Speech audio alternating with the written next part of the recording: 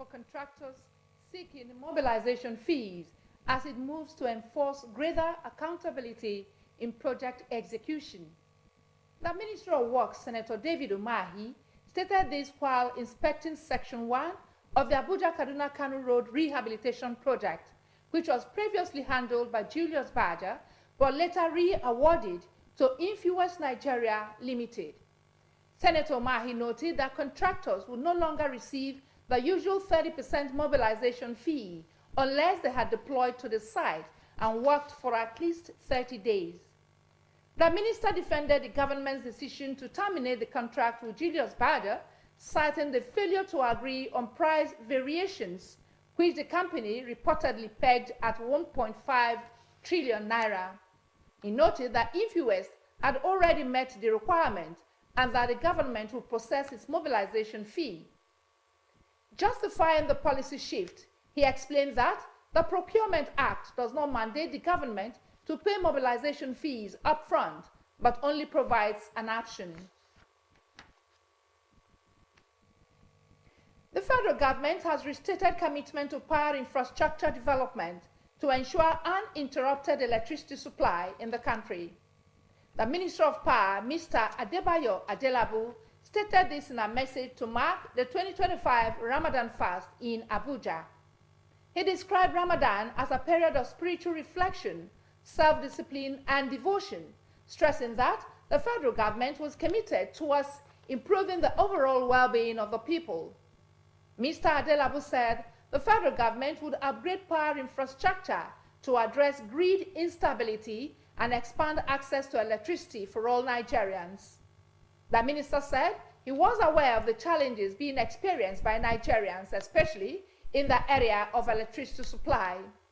Mr. Adelabu urged Muslim faithful to use electricity responsibly and to be mindful of energy conservation.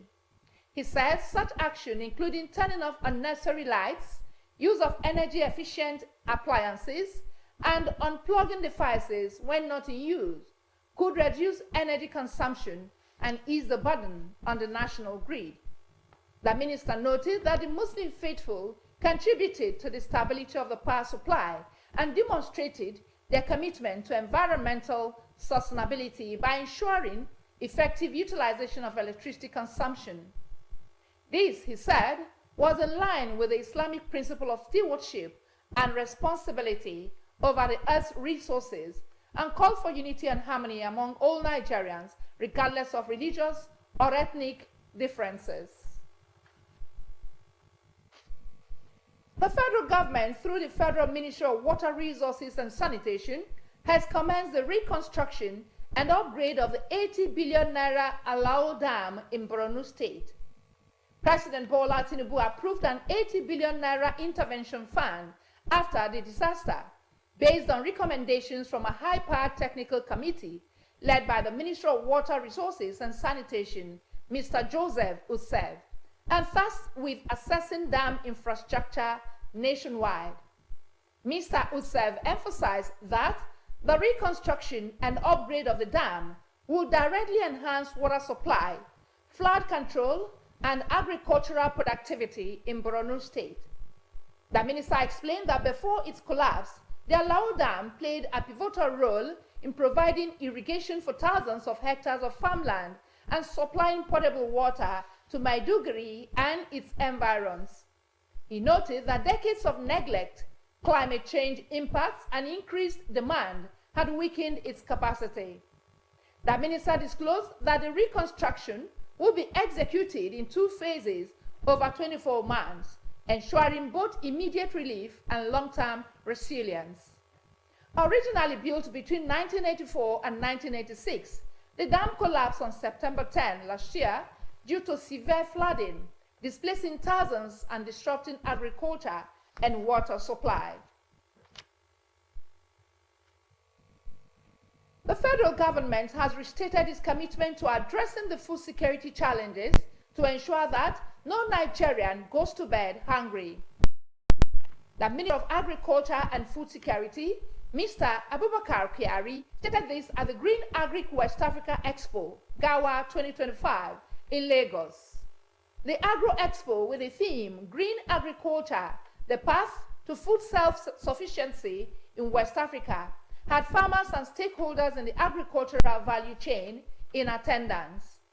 Mr. Kyari, represented by the ministry's Lagos State Coordinator, Mr. Omolara Abimbola Oguntui, said Nigeria needs long and medium-term sustainable plans to address food insecurity. He said the federal government was investing in commercial agriculture and adopting modern agricultural techniques, such as irrigation, green technology, among others. Mr. Kyari described agriculture as the backbone of West Africa's economies and key to sustainable development. The minister said the policies on nutritious food would promote sustainable farming methods and ensure the long-term viability of agricultural ecosystems. He said the federal government will continue to promote sustainable farming methods to protect biodiversity, conserve natural resources, and ensure the long-term viability of agricultural ecosystems. According to him, this also includes facilitating networking opportunities by creating valuable networking opportunities for businesses, investors, and entrepreneurs in the agricultural sector. Believers have been admonished to keep hope alive no matter the circumstances surrounding them.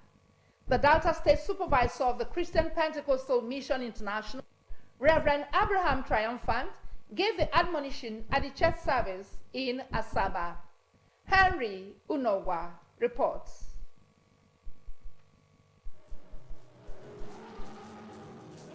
Reverend Triumphant, in his message titled Season of New Miracles, took his text from Isaiah chapter 42, verses 18 to 19, and joined believers to see God as their source of miracles and blessings. He noted that believers face different challenges and enjoined them to be of good courage, as God Almighty would make a way of escape for them. The cleric cited instances in the Bible where those who believed and trusted in God's power were not put to shame, adding that the blessings of believers could be delayed but would not be denied. The moment you have that faith operational in your life, that faith is what will spark the power of God in you, and then things begin to happen. And in a moment like this, as you hear the word of God and you believe that God is speaking to you. Reverend Triumphant listed ways to encounter God's miracles to include believing in God, exercising faith in God, being generous to others, among other ways. Exercise faith in His word. How do you exercise faith? Take the necessary actions, no matter how stupid they look. The service featured prayers for the leaders of the state and choral renditions.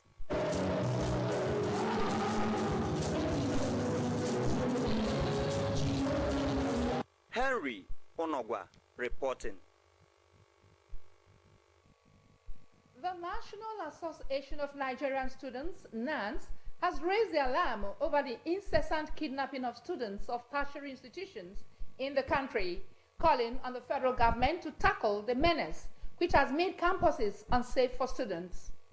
In a statement by its National Vice President, Intercampus Affairs, Ms. Felicia Akimbodunse, in Abeokuta, the Okun State capital, said kidnapping of students off and on the campus have become an ugly trend that must be tackled. Ms. Akimbodunse expressed worries that campuses of tertiary institutions that used to be the most secure have become so porous and attractive grounds for kidnappers to operate. She added that if students living on the campus could be exposed to the fangs of kidnappers, students living off the campus would definitely be living in constant fear and panic. The NANS National Vice President charged the management of Joseph Suswan Taka University, Makurdi, to go beyond suspending academic activities and beef up internal security on the campus, especially at night. The student body also appealed to the federal government and asked security agents to speed up efforts in rescuing the 3 female students of the Joseph Suswan Taka University, Makurdi, Benue State, who were abducted on February 25 by suspected kidnappers on the university campus.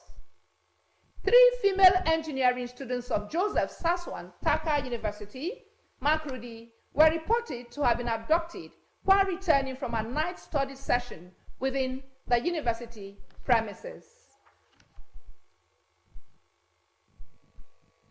Nigeria Labour Congress, NLC, has urged the federal government to discard any planned hike in electricity tariff under any guise, threatening to lead mass resistance against further such increases.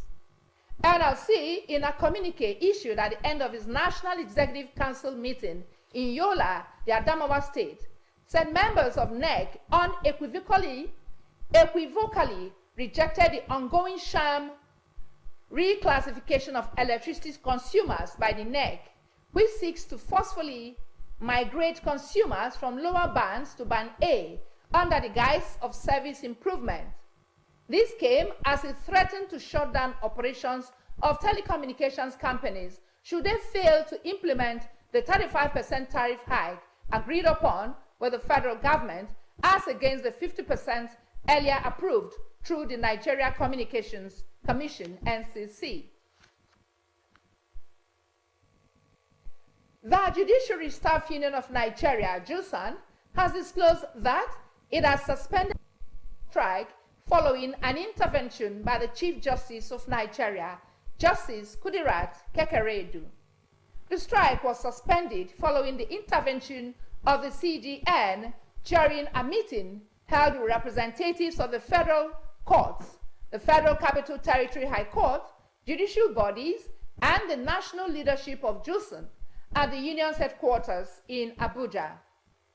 JUSAN had on February 12 issued a 7-day ultimatum to the federal government after an emergency meeting held in Abuja.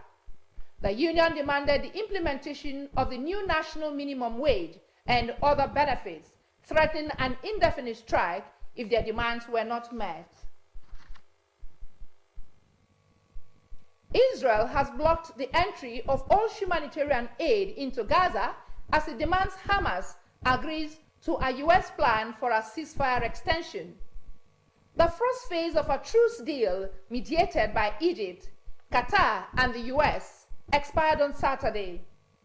Israeli Prime Minister Benjamin Netanyahu's office said Hamas was refusing to accept a temporary extension proposed by Donald Trump's envoy, Steve Witkoff.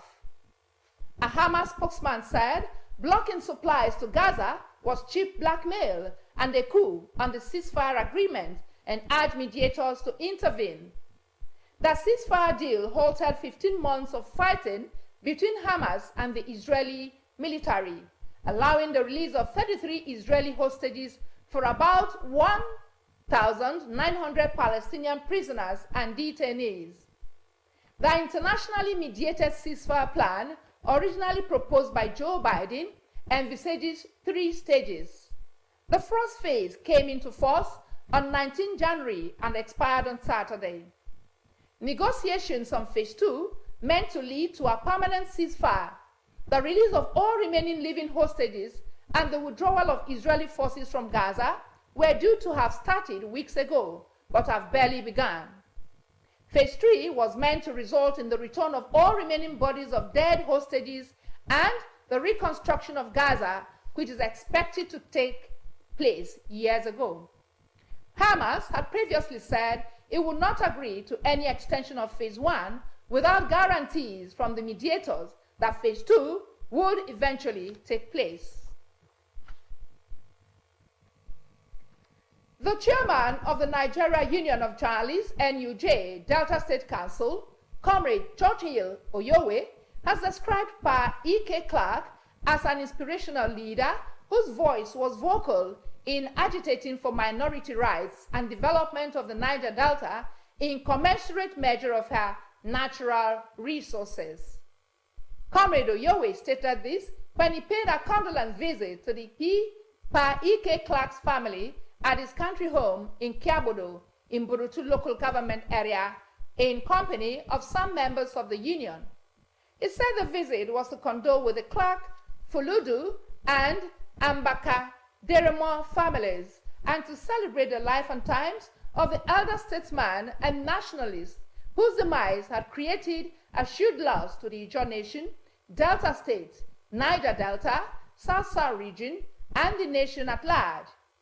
Comrade Oyewe described late Pa Clark as an inspiration to the younger generation, having inspired many young people to take up advocacy and leadership roles. He affirmed that his vocal and tireless advocacy for minority rights and development of the Niger Delta would remain indelible. According to him, Pa Clark was a frontliner in the formation of the Pan-Niger Delta Forum, PANDEF, and other social, cultural, and ethnic associations, just to draw attention of the government to the plight of the marginalized people and agitate for their rights without fear of attack. The NUJ state chairman, who expressed heartfelt condolence to the Clark family on behalf of journalists in Delta State, said the demise of the elder statesman sent shockwaves across the country, with notable figures paying tribute because of his legacy in all facets of human endeavors. Responding, the eldest daughter of Pa E.K. Clark, Mrs. Rebecca Clark Okorodudu, expressed joy at the visit by the chairman of Delta State Council of the Nigeria Union of Journalists, saying the visit was deeply appreciated by the family. Tragedy struck early yesterday morning along the Benin-Auchi Highway as 12 passengers were burnt to death in a fatal collision between a Toyota Hiace bus and a truck. The Edo State Sector Commander of the Federal Road Safety Corps, FRSC, Mr. Cyril Matthew, confirmed the incident, which occurred around 5 a.m. at Igwoviobo community near an army checkpoint on the highway. According to Mr. Matthew, the bus, which departed from Zuba in the Federal Capital Territory en route Benin, collided head-on with an oncoming truck heading towards Auchi. Following the impact, the bus was engulfed in flames, making it impossible to rescue any of the victims. He stated that driver fatigue might have been a contributing factor, as the driver could have dozed off behind the wheels, leading to the tragic accident. Mr. Matthew noted that the FRSC officials were able to identify the deceased through the vehicle's passenger manifest and have since contacted their families. He further disclosed that the truck driver and his assistant, commonly referred to as the motorboy, escaped unhurt. Our thought for the day: let your smile change the world, but don't let the world change your smile.